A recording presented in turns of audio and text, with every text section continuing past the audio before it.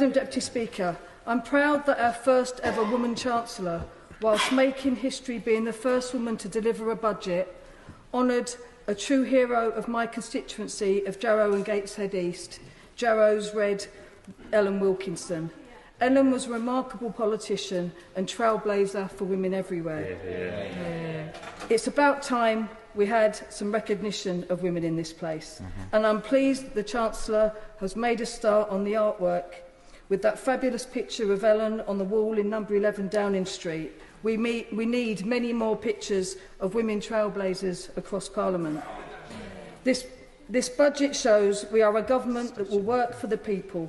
There's a lot to celebrate, from the largest ever increase in carers allowance, closing the loopholes on inheritance tax, additional funding for further education, increasing the national minimum wage, investing in breakfast clubs, record investment in the NHS to ensuring former mine workers get the money that was kept from their pensions, something which is hugely important to my constituents.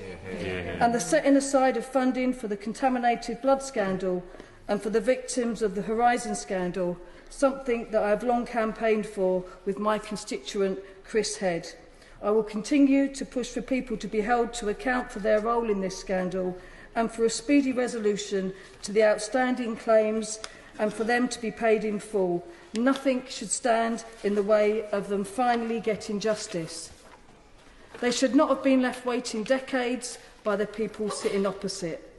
You would think from some of their contributions that the last 14 years never happened, when the reason our public services are at the point of collapse, when the reason we have no youth centres left, the reason we have crumbling school buildings, the reason our NHS is in crisis, and the reason they crash the economy is because of their gross incompetence and deliberate mismanagement, putting their cronies over the people of this country.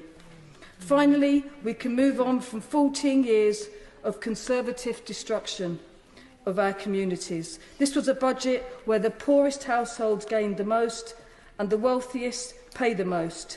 It shows the difference a Labour government can and will make. Of course, I wish we could have done much more. I wish the budget had been able to lift the two-child benefit cap. I wish we would have been able to right the injustice for the WASPy women. I wish we could have increased the pension credit threshold, and I wish we would have been able to invest more in our local authorities.